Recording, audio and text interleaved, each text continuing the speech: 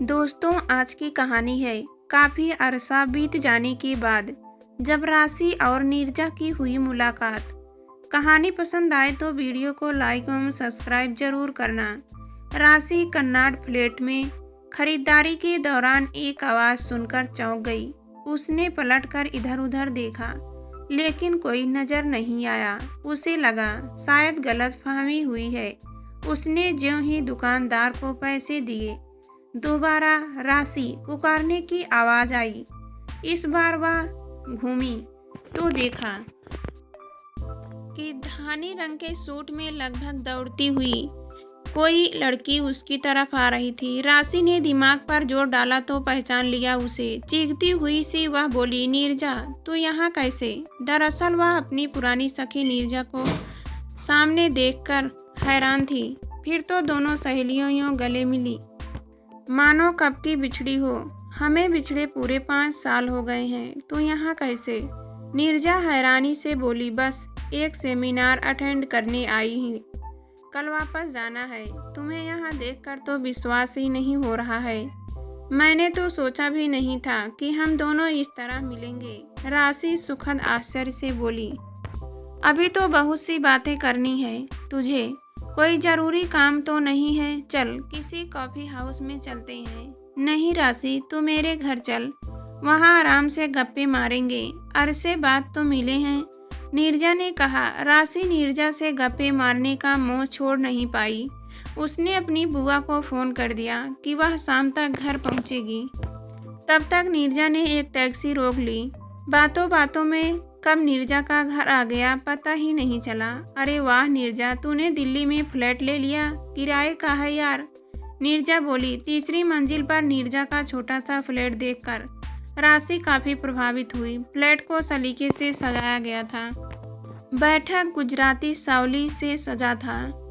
नीरजा शुरू से ही रिजर्व रहने वाली लड़की थी, पर राशि बिंदास व मस्त मौला थी। स्कूल से कॉलेज तक के सफ़र के दौरान दोनों सहेलियों की दोस्ती परवान चढ़ी थी। राशि का लखनऊ में ही मेडिकल कॉलेज में दाखिला हो गया था और नीरजा दिल्ली चली गई थी। शुरू में तो दोनों सहेलियां फ़ोन व पत्रों के माध्यम से एक दूसरे के संपर्क में रही। फिर धीरे धीरे दोनों ही अपनी दुनिया में ऐसी उलझी कि सालों बाद आज मुलाकात हुई।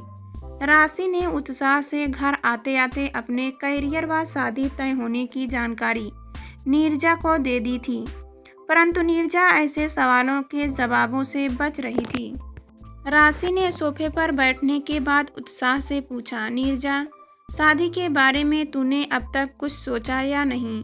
अभी कुछ नहीं सोचा, नीरजा बोली। तू बैठ, मैं कॉफ़ी लेकर आती हूँ। राशि उसके घर व अवलोकन करने लगी। बैठक ढंग से सजाया गया था। एक शेल्फ के किताबें ही किताबें थी। नीरजा ने आते वक्त बताया था कि वह किसी पब्लिकेशन हाउस में काम कर रही थी। राशि बैठक में लगे सभी चित्रों को ध्यान से देखती रही। उसकी नीरजा से जुड़ी बहुत सी पुरानी यादें धीरे धीरे ताज़ा हो रही थी।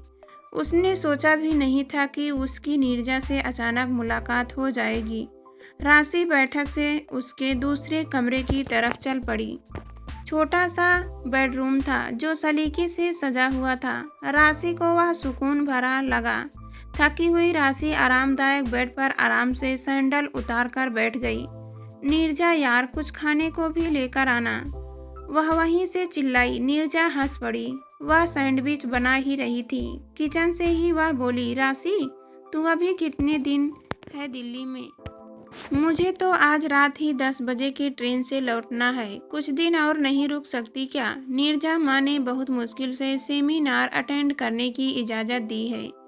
कल लड़के वाले आ रहे हैं मुझे देखने। राशि चहकते हुए बोली। राशि, तू अरेंज मैरिज करेगी? विश्वास नहीं होता। नीरजा हंस पड़ी।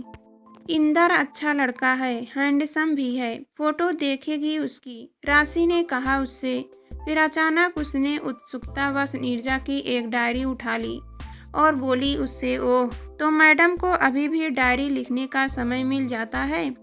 तभी कुछ तस्वीरें डायरी से नीचे गिरी। राशि ने वह तस्वीरें उठा ली। और ध्यानपूर्वक उन्हें देखने लगी। तस्वीरों में नीरजा किसी पुरुष के साथ थी। वह अंतरंग तस्वीरें साफ बयां कर रही थी कि नीरजा का रिश्ता उस शख्स से बेहद गहरा था। राशि बार बार उन तस्वीर को देख रही थी। उसके चेहरे पर कई रंग आ रहे थे। उसे कमरे की दीवारें घूमती सी नजर आई। तभी नीरजा आ गई। उसने जल्दी से ट्रे रखकर राशि के हाथ से वह तस्वीरें लगभग छीन ली। राशि ने आश्चर्य से पूछा, नीरजा क्या बात है? नीरजा उसके आंखों से चुराकर विषय बदलने की कोशिश करने लगी, परंतु नाकामयाब रही। राशि ने बड़े शब्दों में पूछा तो नीरजा की आंखें भर आई। फिर जो कुछ उसने बताया उसे सुनकर राशि के पांव तले जमीन खिसक गई। नीरजा ने बताया कि 4 साल पहले जब वह दिल्ली आई तो उसकी मुलाकात नील से हुई। दोनों स्ट्रगल कर रहे थे। कॉल सेंटर की एक नौकरी के इंटरव्यू में दोनों की मुलाकात हुई थी। धीरे धीरे उनकी मुलाकात दोस्ती में बदल गई। नीरजा को नौकरी की सख्त ज़रूरत थी, क्योंकि दिल्ली में रहने का खर्च उठाने में उसके माता पिता असमर्थ थे। नीरजा ने इस नौकरी का प्रस्ताव यह सोचकर स्वीकार कर लिया कि बाद में किसी अच्छे ऑफर के बाद यह नौकरी छोड़ देगी। ऑफिस की वैन उसे लेने आती थी, लेकिन उसके मकान मालिक को यह पसंद नहीं था कि वह रात में बाहर जाए। इधर नील को भी एक मामूली सी नौकरी मिल गई थी। वह अपने रहने के लिए एक सुविधाजनक जगह ढूंढ रहा था। एक दिन कनॉट प्लेस में घूमते हुए अचानक नील ने एक साझा फ्लैट किराए पर लेने का प्रस्ताव नीरजा के आगे रखा। नीरजा उसे इस प्रस्ताव पर सकपका गई।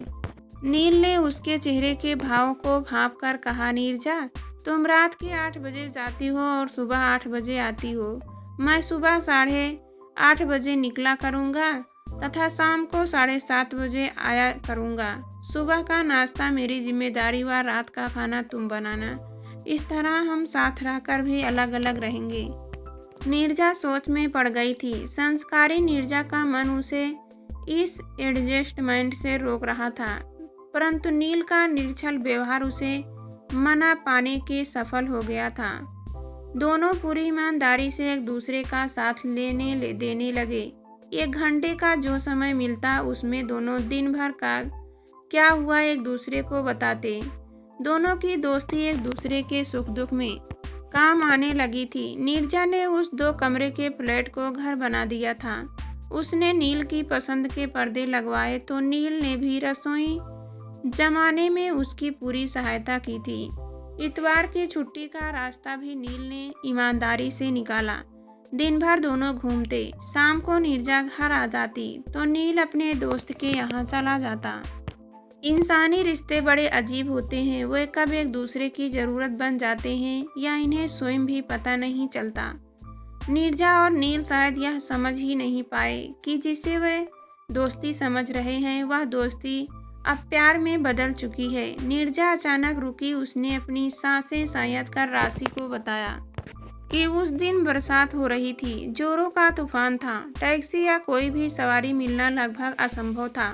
वे दोनों यह सोचकर बाहर निकले कि बरसात थमने पर नील अपने दोस्त के यहाँ चला जाएगा, पर बरसात थमने का नाम ही नहीं ले रही थी। नील शायद उस तूफानी रात में निकल भी जाता, पर नीरजा ने उसे रोक लिया। वह तूफानी रात नीरजा की जिंदगी में तूफान ला देगी, इसका अंदेशा नीरजा को नहीं था।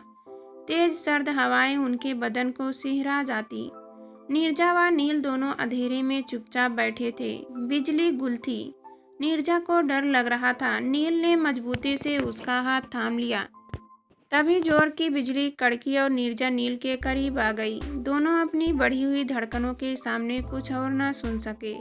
दिल में उठे तूफान की आवाज़ के सामने बाहर के तूफान की आवाज़ दब गई थी। नीरजा के अंतर मन में दबा नील के प्रति प्रेम समर्पण में परिवर्तित हो गया। नील ने नीरजा को अपनी बाहों में भर लिया।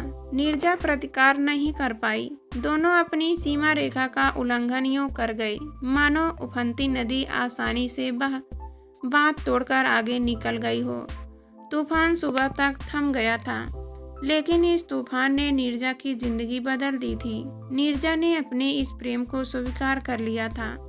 नीरजा का प्रेम अमरबेल सा चढ़ता गया। उसके बाद किसी भी रविवार को नील अपने दोस्त के यहाँ नहीं गया। नीरजा को नील के प्रेम का बंधन सुरक्षा का एहसास कराता था।